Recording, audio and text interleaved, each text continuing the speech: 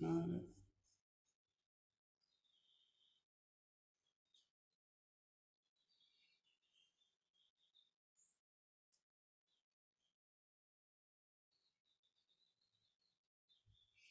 All right. All right. So the last theory that we're going to kind of look at in this class, or in the context of this class, is Erickson's what it's called psychosocial theory here, but it's a socio-emotional model of development. And there's some unique aspects of this theory that we should note. One, just like the other two, it is a stage theory.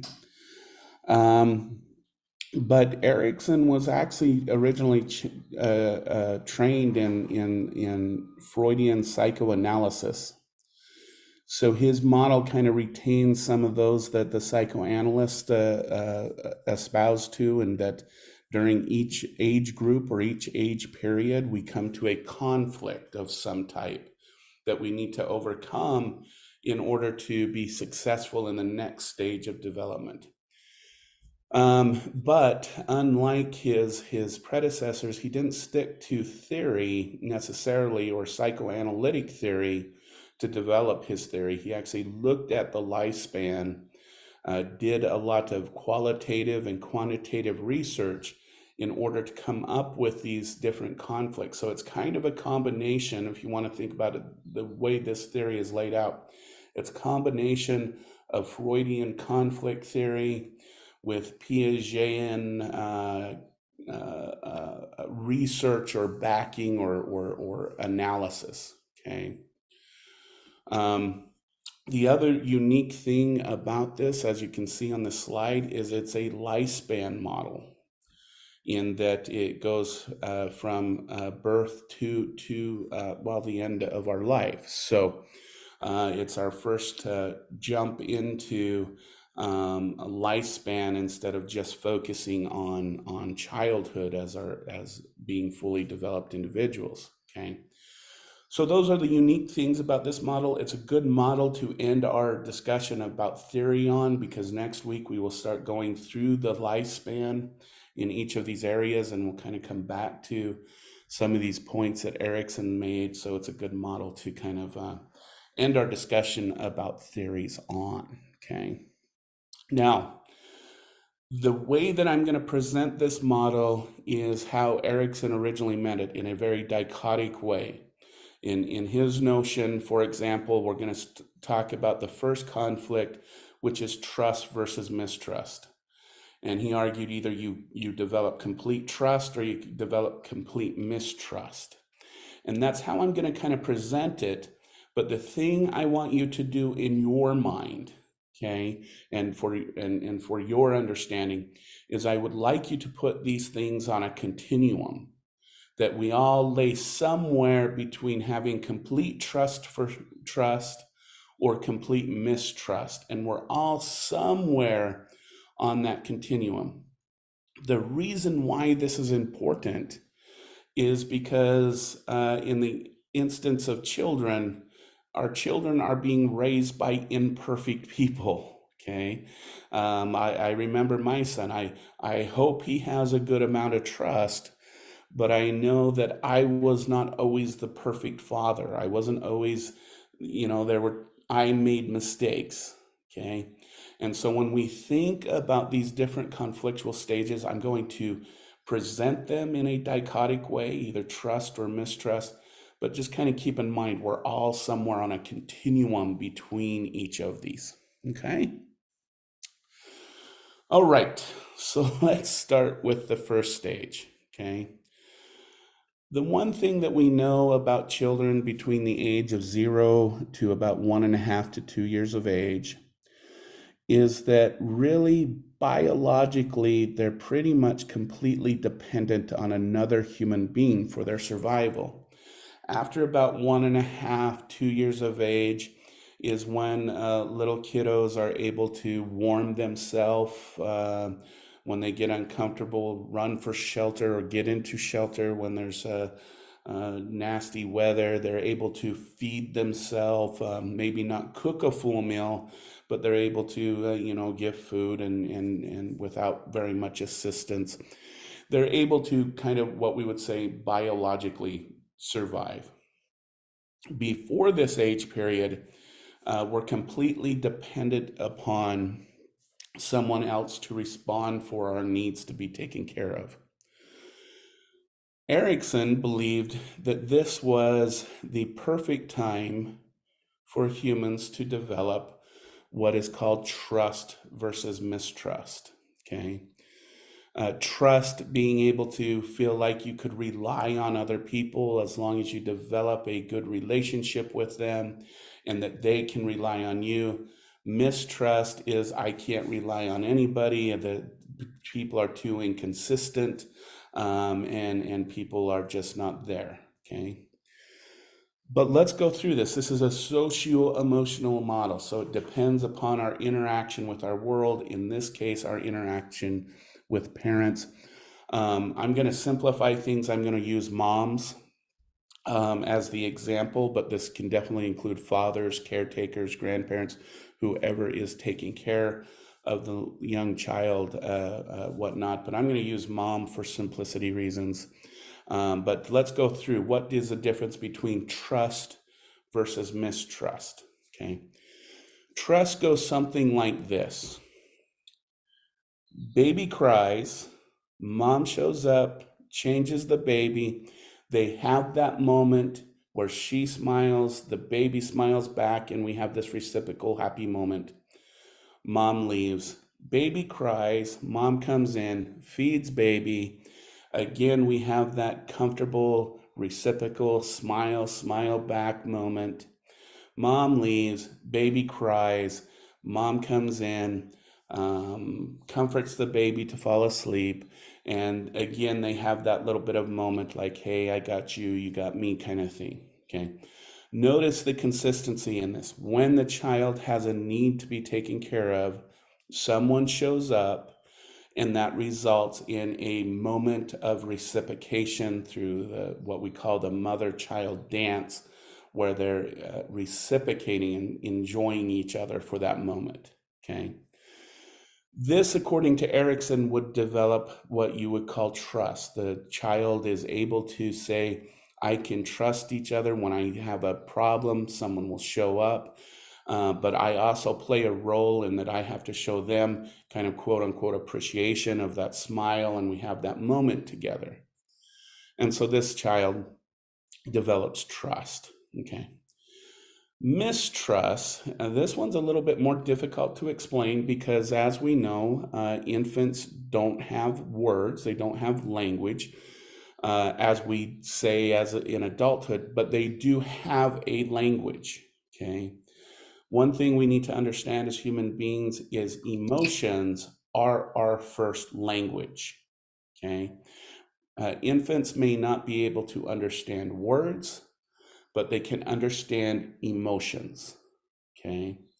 So what I want you to do in this next example, if I do it right, is what I want you to do is I want you to feel the emotion of what I say, less than less than what I'm actually saying. I want you to feel it. Okay. All right. So let's go through mistrust, complete mistrust in this case. Baby cries, no one shows up. Baby cries, no one shows up. Baby cries, no one shows up. Baby cries, no one shows up. Baby cries, mom comes into the room and goes, what do you need now? What could you possibly want? I'm busy doing other things. What are you possibly in need of? You're such a burden. Okay. Again, I wanted you to hear and feel the emotion behind that. But if you heard the words, that is what the infant is learning. That one, no one shows up a lot of the times when I need something to taken care of. I can't rely on others to to come and be there for me. And when people do show up, they make me feel like, in the emotions of this, that I'm a burden, that I'm a problem. Okay. So what is this infant learning? Fear and concern that they won't be able to get their needs taken care of. Okay. Again, now that I've explained those two, remember we all lie on a continuum. And I'll go back to my example as a dad. There were times I was very, very responsive to my son. And I will admit there were times when I was really stressed and really anxious and doing other things that I did not respond to my son as good as I should have. So I know he lies somewhere on that continuum, and that's the point I wanted to make. But again, we're doing this with the two categories at this moment to kind of simplify the model. Okay. All right. So our infant gets to about 1.5 years of age. They're starting to become mobile. They're able to comfort themselves in ways with blankies and those kinds of things. They're able to feed themselves, and they're going to start exploring their world. Okay, and they're going to start looking around and trying to figure out what's going on. Okay, and so again, if nothing changes in the child's life, the child who is more on the trust continuum is going to be set up for what we call autonomy. For the child who has learned mistrust, this is going to set them up for shame and doubt. Okay.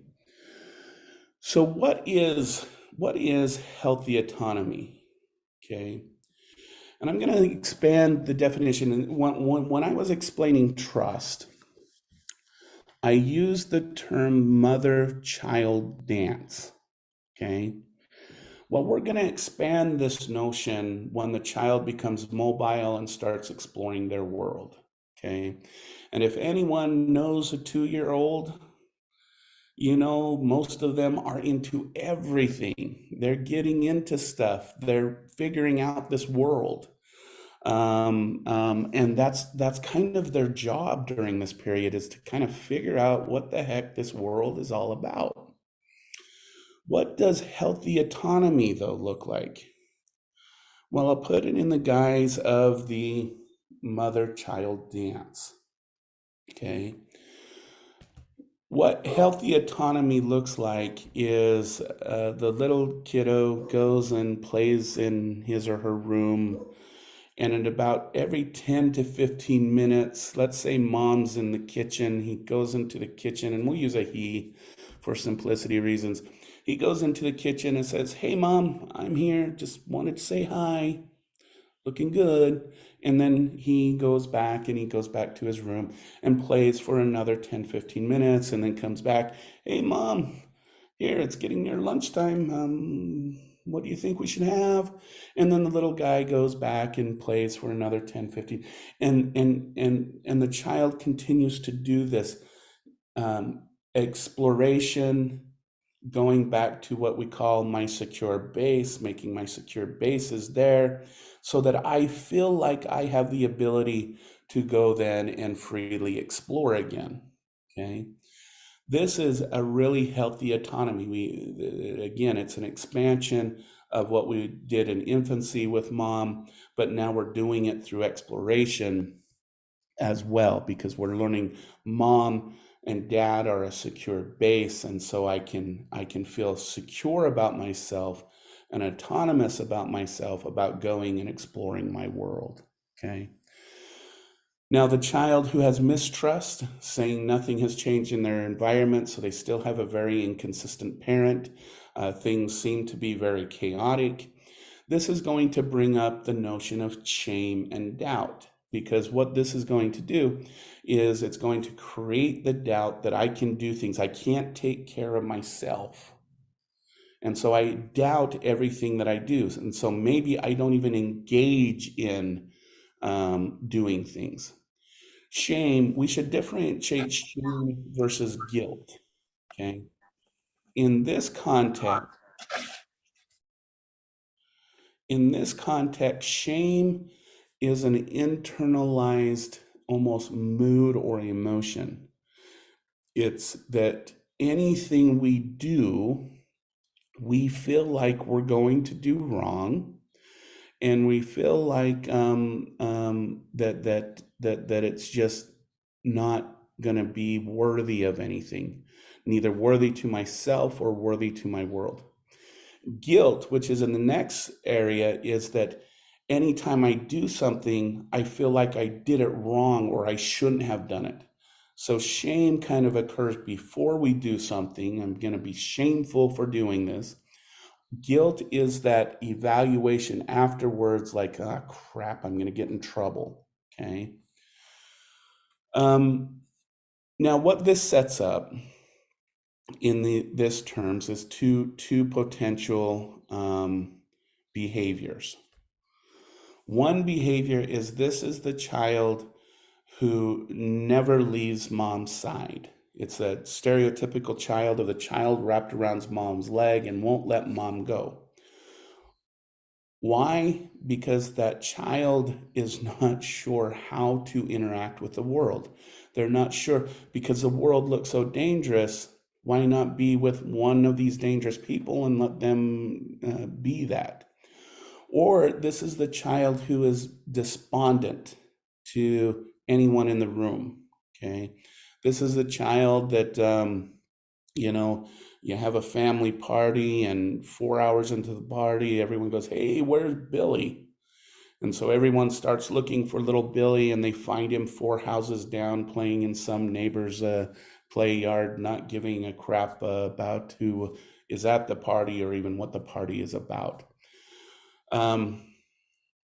This is also a phase where we start to see the development of aggressive behaviors. Now, I should note that what I mean by aggression in early childhood, okay? Because there's the age group that displays the most aggressive behaviors. A lot of people think, oh, adolescents, young adults, they're the most aggressive individuals and have the most aggressive behaviors. No, actually, children between the age of 1 and 6 is when we display the most behaviors of aggression than any other time period in our life. The reason why we don't think of it that way is because it doesn't hurt. Okay, you get smacked by a 2-year-old. It kind of sometimes tickles, and a lot of people kind of laugh at it. You get smacked by a 19-year-old, and you're waiting for the police to show up. Okay, and so we have this bias to think that we're more aggressive in other ages.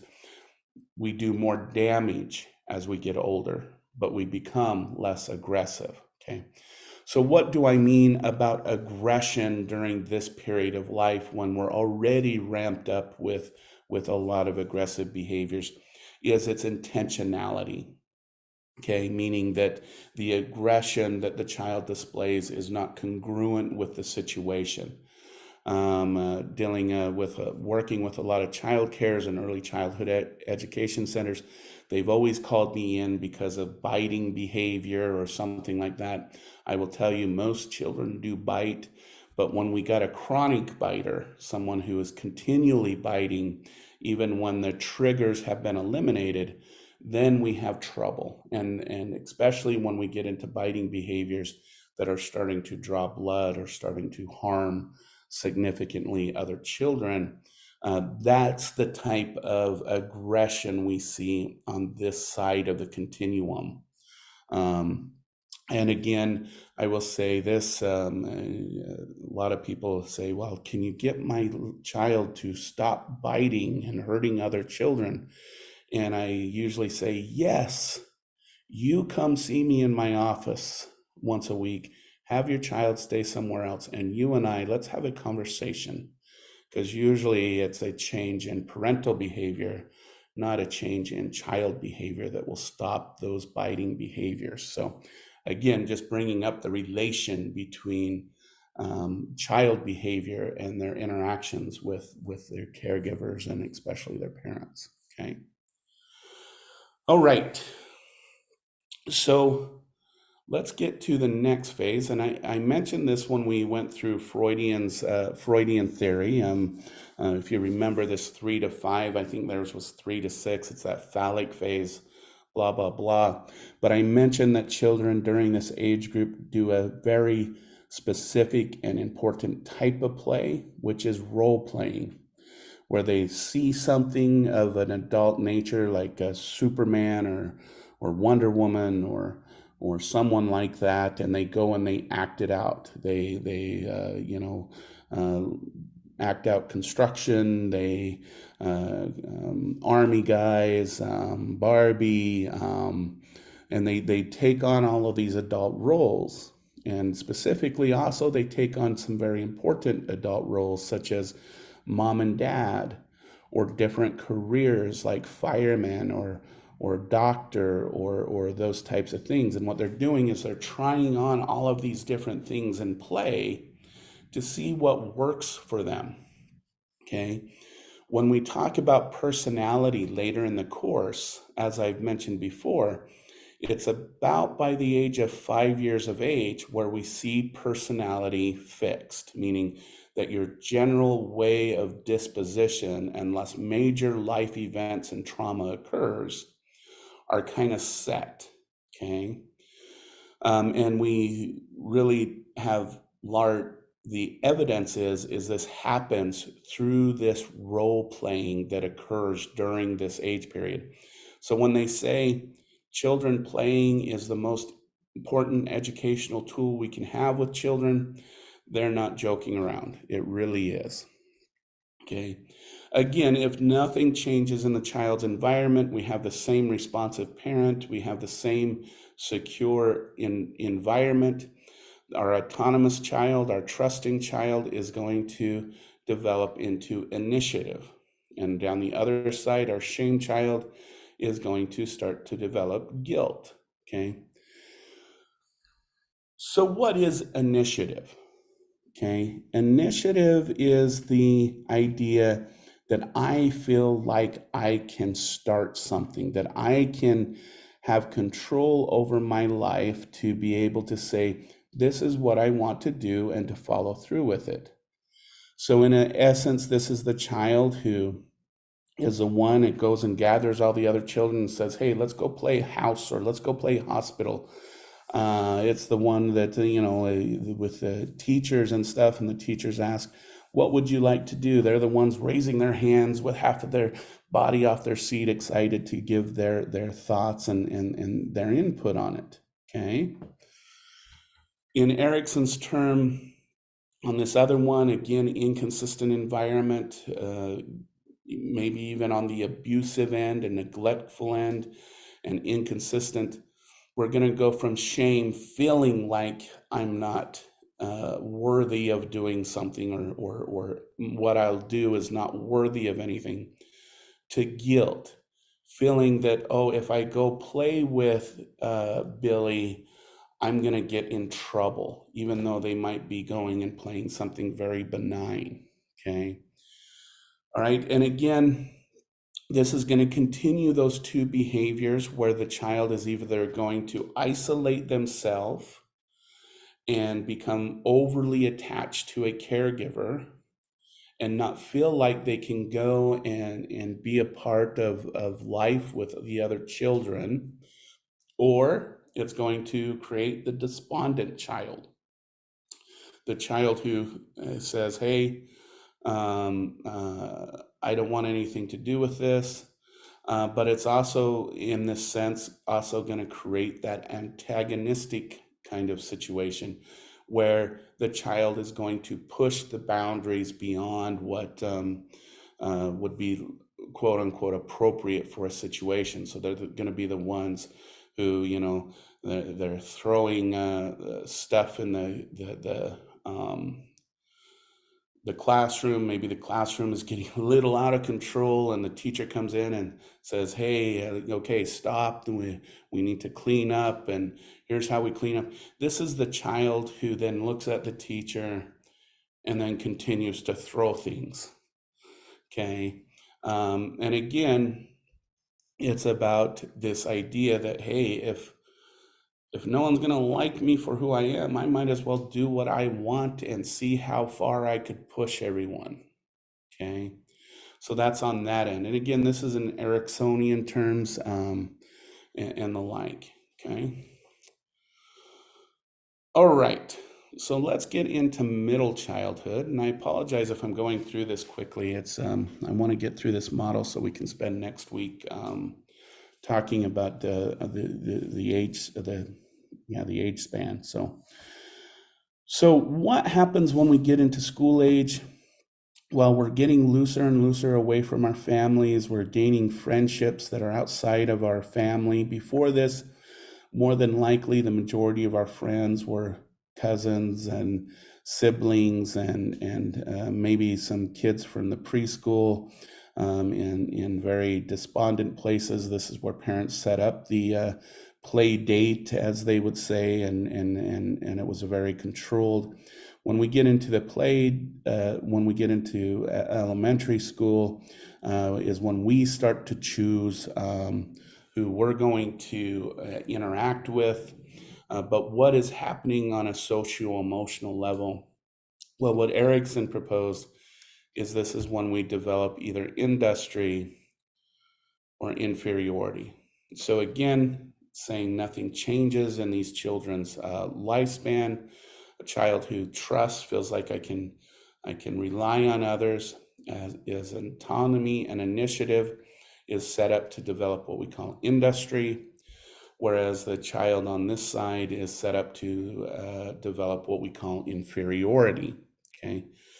So what is the difference between being industrious versus inferior? Well, someone who has industry feels like their behaviors matter to other people. It has value for others. Someone who has inferiority feels like that their behaviors don't matter to the rest of the world. So what does this look like as just a very basic example? Well, let's take Billy and a guitar. Billy's at home, he's strumming on his guitar, and mom and dad walk in and they say, keep practicing, you're going to be our rock star someday. All right, Billy's feeling pretty good about himself. So Billy goes to school, strums on his guitar, and they're like, and Billy's friends are like, man, you're rock and roll. You're going to be our lead guitarist, and we're going to be your biggest fans, and this is just awesome. What is Billy learning in this situation? That what he does, at least when it comes to that instrument, has value to other people. Okay. Let's take the inferior aspect. Okay. Billy strums on his guitar. Dad walks in and says, Billy, hey, I told you not to practice when I'm at home. You only should be practicing when I'm at work, because this noise, it gives me a headache. Okay. And so Billy goes, well, if dad doesn't like it and no one likes it in my house, let me go try it at school. And Billy goes to school and he strums on the guitar, and all the kids are like, oh, Billy, you should definitely maybe consider a different career field. That's just not for you. That just not a good idea. Okay. What's Billy learning in this context, at least in the context of playing a guitar? That what he's doing does not have value for other people. He may enjoy the guitar for his own, it might bring him personal joy, but what he's learning is it has no social value. It has no value to other people. And so what is, at least in this context, Billy going to develop? He's going to develop inferiority. Okay.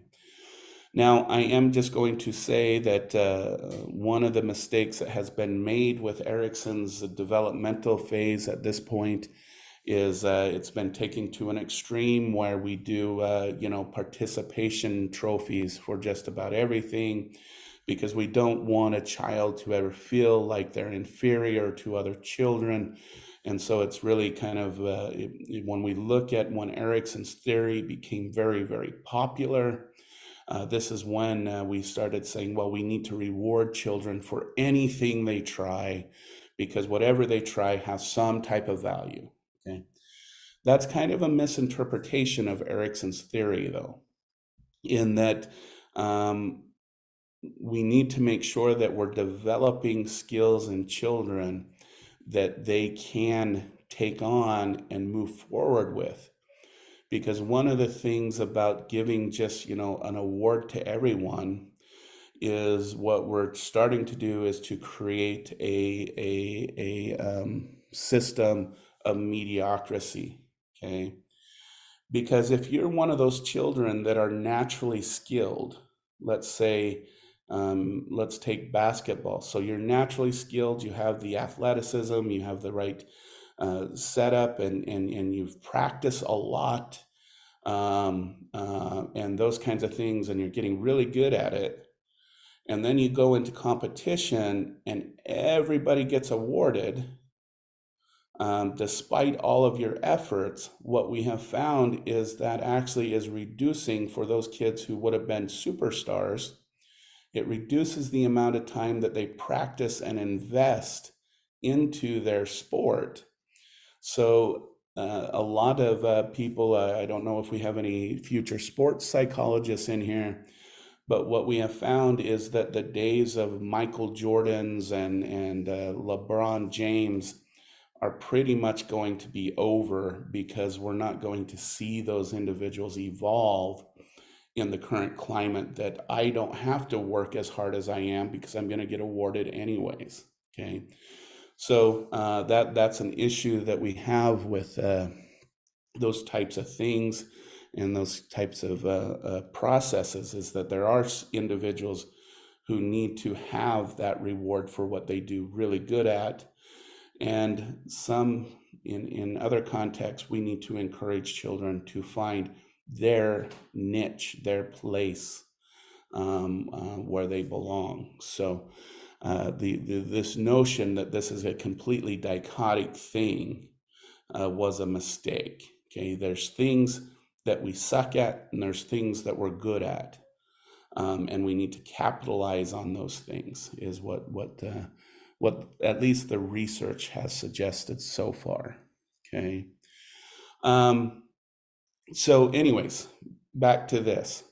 What does this create? And this is probably one of the reasons why we're really not wanting children to have complete inferiority, where they're felt to suck in all domains of their life, is because we know that this one of the most popular theories of bullying and victim behavior comes from this notion of inferiority. That usually what we see with bullying is we have parents who were despondent, emotionally unavailable, and a lot of times bordering on neglect and abuse. So that's the area that the child was raised in. The child gets to this phase, and they look for other individuals in their life that they can have some type of control over, some type of dominance over, to make them feel less, quote unquote, inferior. And who is the best person to pick on? It's not the child who is developing industry. It's usually the child who is developing more inferiority as well. Okay, and that's one of the one of the theories of bullying. We'll get into this more next week when we talk about these developmental phases. But that is one out of several theories of bullying. The challenge to this, a lot of people say, is, well, what about popular kids who bully? Well, let's put that one on hold. We'll come back to that next week when we get into this, and we'll see how that works out. Okay. All right. So that's our childhood, according to Erickson. Okay. Now we're going to enter at least what we would consider physical adulthood. We're going to start going through puberty, okay?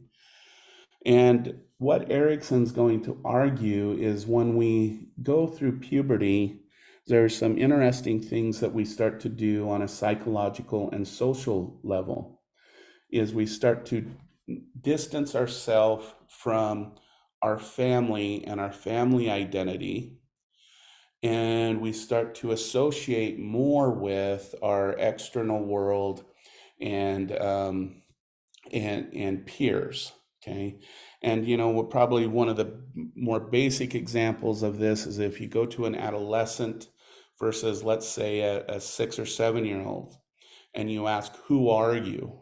Okay, a 6 or 7 year old is probably going to say, I'm John and Jane's son. Let's use a guy in this. I'm John and Jane's son. Okay. Um, if you ask a adolescent that same question, they might say, well, I'm a basketball player. I love music. Those types of things, those things that are more exterior from the family, but more identified with the individual. Okay. And so, and what Erickson believed is that we saw our body physically change through puberty, and we see it being different from what it was when we were close to our family. And so we must be psychologically changing. So this produces us to go seek our identity outside of our family. Now, I should make some notes about this, and I think this is an important point to make at this moment, is that the truth of the matter is, in a lot of research, adolescents still do remain, for the most part, close to their family members, to their parents and to family.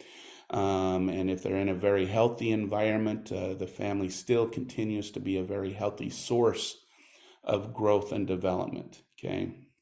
And so, again, when I'm talking about this, we're talking about extremes. Okay. And we're all in between. So what Erickson believed is this is when we codify, or we really determine what our identity is going to be. Okay. Who we are as an individual. Okay. So I want to go a little bit away from Erickson and talk a little bit about identity. I'm going to start with a circle, and I'm going to start with a term that William James came up with, which is called the self-concept. Okay. The self-concept is everything that we can tell the world that is us or I. Okay. For William James, he split this into two basic types of identity. Our self-concept was split into two basic categories. One is our social identities. Our social identities is our identities given to us because of our social world, language, and culture. Okay. So social identities are, I'm a son. I am a student. I am an employee. All of those different identities that are given by our social world. The thing that I want to point out is these social identities are just as important as any other identity. For example, when we talk about the social identity of a gender, okay, whether we identify ourselves as a man or a woman is just as vital to our existence as, say, what James referred to as our spiritual identity, what we refer to in modern times as our personal identity. Okay. Our personal identity is everything that we feel or think or understand to be unique about us. Okay. So things like personality factors, whether we're extroverted or introverted, whether we're open to experiences or closed to experiences. whether we have a thumb that does some weird movement that no one else can do. Those kinds of things. Those are all part of our personal identity. Okay. Now, when we talk about about identity and what is a healthy identity to have, I'm going to draw another circle, because irregardless of whether they're social or they're personal, I'm going to fill this circle with other circles. Okay. So let's imagine that this represents the self-concept of, let's go with a adolescent girl in this situation. Okay. And this is all the different identities of this individual. So let's say I'll put an S here because maybe she's a good soccer player. And then let's say here she's a good daughter, or she identifies as being a daughter. Maybe here she's identified as a good girlfriend. Here maybe she's really good at math. Whoops. Let's see. We could put student right here. So I'm going to put B for book because I'm already using S, or a poor looking B. And then let's come up with one more. Maybe she is a good sibling. So sister. Oh, I'll put SI for sister. Okay, and these are all of her different identities. This is what she invests her time into. Okay. What we know about a healthy self-concept or healthy identity is that it's an individual who has multiple identities. It's a person who invests into all aspects of what makes them them. Okay. And this is the reason why. Let's go back to the girlfriend identity that this individual has. Let's say boyfriend breaks up with girlfriend. Okay. So now this identity has been crushed. It's been destroyed. But our young person here understands that, but they're able to say, well, wait a minute. Okay, I have damage and I need to do something in this area of life, but I'm still a good sister. I'm still a good daughter. I'm still a good soccer player. I'm still good at math. I'm still good at school. And so they're able to rely on all of those other identities while they're repairing this singular one that has been hurt or has been damaged. Okay. And we find that this is the healthiest form of identity that we can have. Okay. Is when we invest in everything that makes us us instead of focusing on just one area. Because this is where we come up with the notion of role confusion. Okay. What is role confusion? Role confusion is when an individual completely and totally invests themselves into one single identity, as noted by the circle here. The other one is when there is no investment. So let me explain this number 2 identity role confusion. You go to an adolescent and you ask, hey, who are you? And they go, well, I'll tell you what, I'm not a jock. I'm not a stoner. I hate rap. Oh geez, I can't stand this. I can't stand this. And you stop them and you go, okay, I get that. But who are you? And they continue to say everything that they're not. Okay. They can't identify exactly what it is they are, but they can definitely tell you what they're not. Okay.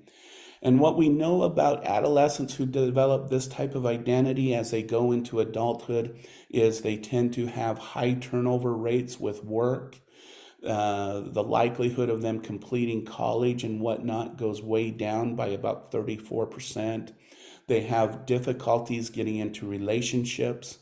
They tend to become very close-minded to where they're susceptible to things like conspiracy theories and extreme ideologies because they can express everything they're not. So,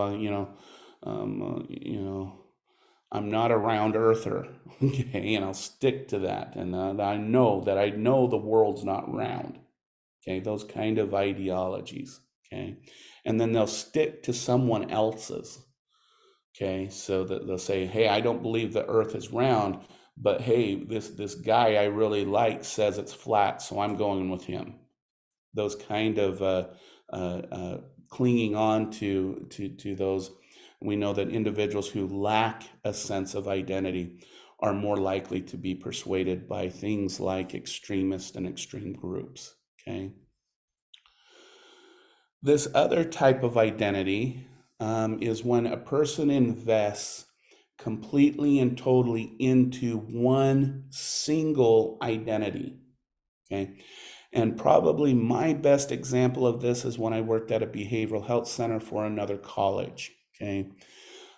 This college had a football program, and it was a community college, and they had a very, very successful football program. They won a lot of games because they had a very unique recruitment program. Because what they would do is they would go to different universities and different community colleges, and they would recruit football players who were on their last stand. They often had been kicked out of their current university, and some of them came from what is it called, tier one universities, or well, I mean really high prestigious universities, but they had been kicked out for some behavioral or some misconduct or maybe academics. They weren't performing academically. So the college I worked for said, hey, come over here and play for us. Okay. And so they often came with this idea that this is my last chance. This is my last chance to make it. And so come back then, come December, January, when the NFL was doing their recruitment, when other universities and colleges were doing their recruitment for the following year, and you were on your second year in this program, meaning that your time with this college is going to end, I often would see a lot of behavioral problems starting in January and going into February with a lot of the football players because they weren't recruited by the NFL or by the other universities, and so their identity was gone. And in these contexts, what I ended up seeing is a lot of suicidal ideation, a lot of acting out, a lot of substance abuse, a lot of violent or dangerous behaviors towards others. And it just escalated during this time period. Okay. And I'd bring a lot of these guys in and I'd talk to them. I'd go, what's going on? This isn't like you to be this extreme in what you're doing. And they would often tell me, my life's over. I have nothing anymore. I invested my entire life into being a football player, and my family invested in my life being a football player, and that's over. It's done. I'm done. There's nothing here but an empty shell, to use that metaphor. Okay. And a lot of these guys ended up very crushed because of this. Okay. Now, the football players who didn't get recruited, though, but still did good, were ones who saw that, I have other abilities. So they invested in their academics or they invested in other areas of their life so that they had other fallbacks just in case the football career thing didn't pan out. So there was a lot of those individuals as well. In fact, I would say there were more majority of them than the ones I'm talking about now. So this first type of of role confusion is when an individual clings on to just that singular identity about who they are, and they don't have an idea of who they are outside of that identity. Okay.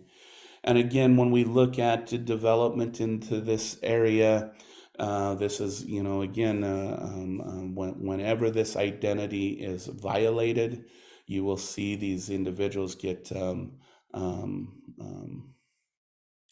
extreme. I think the best example is super fans with sports, those who are their whole house is decorated in their favorite team and whatnot. And every time they lose, I've seen the TikTok videos where they're smashing their TV into the ground. That's kind of where this type of identity confusion leads to, because they don't have anything once that identity has been damaged. So it can create a lot of aggressive and acting out behaviors. Okay. I just want to make clear, I'm going to put up the chat so everyone can let me know. Does what I just stated about identity and role confusion make sense to everyone?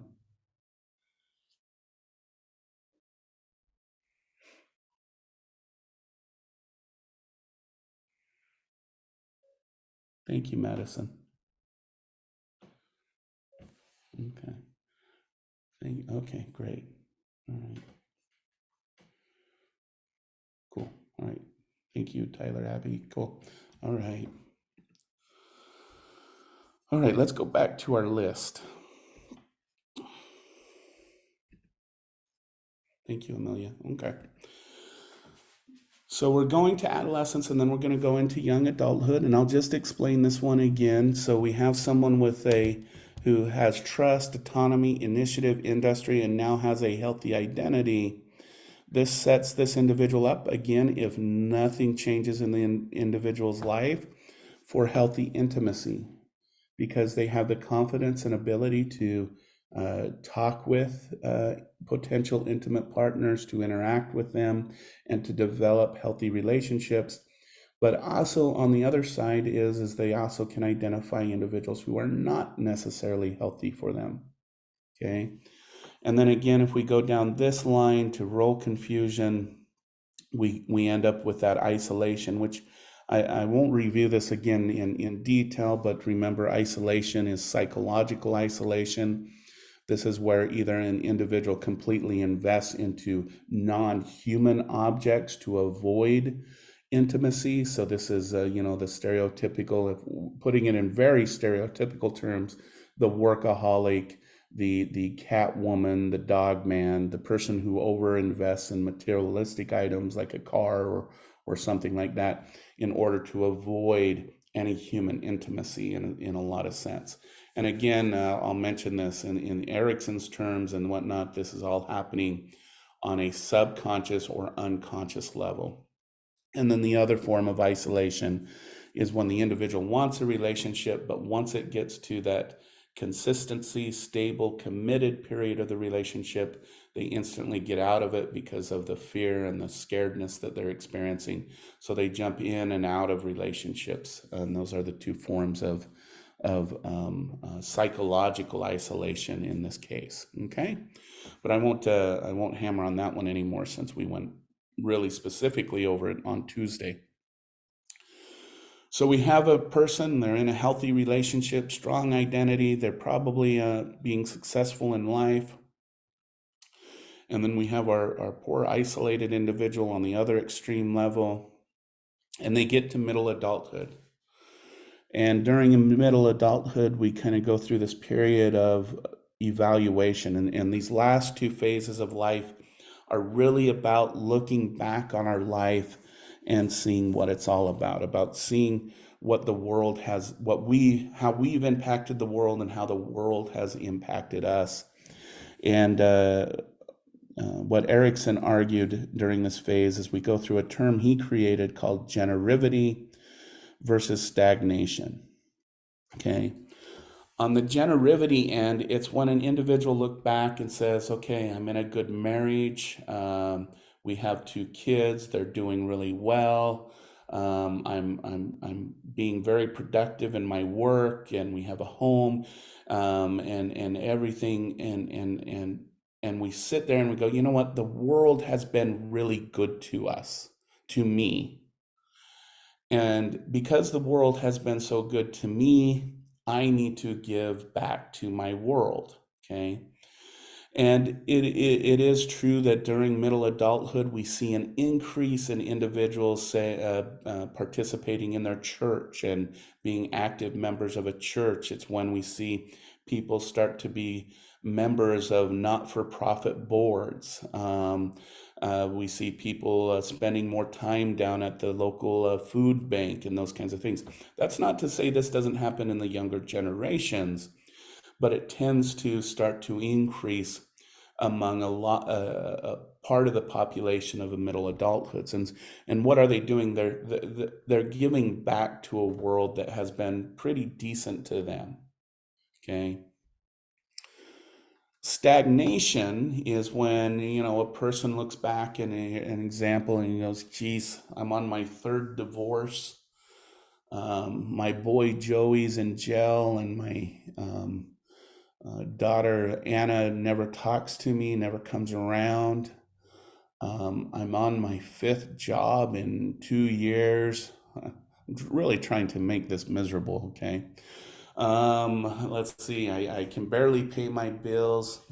And you know what? This world has really crapped on me.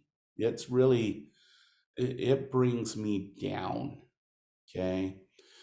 And so what does this person, what Erickson argues is this person goes through stagnation.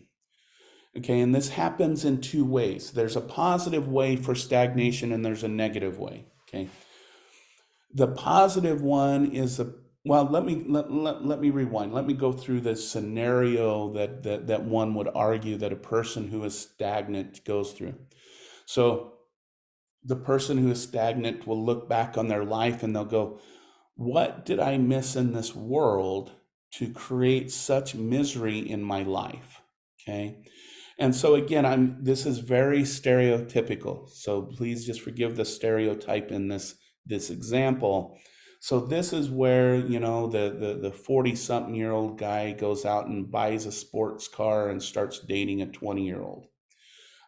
This is where the 40-year-old or something female goes back and has plastic surgery and gets breast augmentation to bring back because they feel like they missed something in those youthful years. And so they want to go back and try and get what they missed during those time periods, to try and figure out maybe that will improve my life if I can go experience those things that I feel I lacked as I was developing. Okay, that's stagnation. And I will say that, there are, the whole notion of midlife crisis is a little shaky. We'll get to that next week. But there are individuals who do go through this process, and it really has a devastating effect on families. We've seen families go bankrupt because of this. We've seen people lose their homes because of this. We see people who get so psychologically distressed it could lead to hospitalization or some type of mental disordered behavior, those types of things. So this kind of behavior does have a devastating effect, not only on the individual, but the system the individual lives in. Okay. Now, I mentioned that there's 2 types of stagnation. So that's a negative route. The other route is a person evaluates their life and maybe they do a few of these behaviors that I talked about, and they go, but instead they go, you know what, I need to make a change. Okay. And so this is when you see that 35, 40-year-old quit their job and go back to school into a different career field, or they make changes in their life that are positive instead of negative. And again, I will mention we've seen an increase of people 35, 40 years old who do exactly that. They go back to school, they become re-educated in something else, or they change career fields, or they do something. There's a lot of I've seen a lot of movies lately about the couple that was in the corporate field for years, and then they go and buy an RV and they travel around the United States, or they go and buy a restaurant and start being restauranteers or stuff like that. That's kind of more of on the positive end of stagnation that can occur. But again, to have a positive stagnation, you also have to be less on that right side of the continuum. You had to have some at least positive experiences through life. Whereas the first example I gave is individuals that were on the far right of this list that we've been talking about. Okay. All right, so that's generativity versus stagnation. And again, we're going to do this evaluation period when we get into ego integrity versus despair. Okay. All right. The first thing that I need to note is okay, when we get into late adulthood, we come to the realization we've had friends, family, older siblings, parents, and every pass away.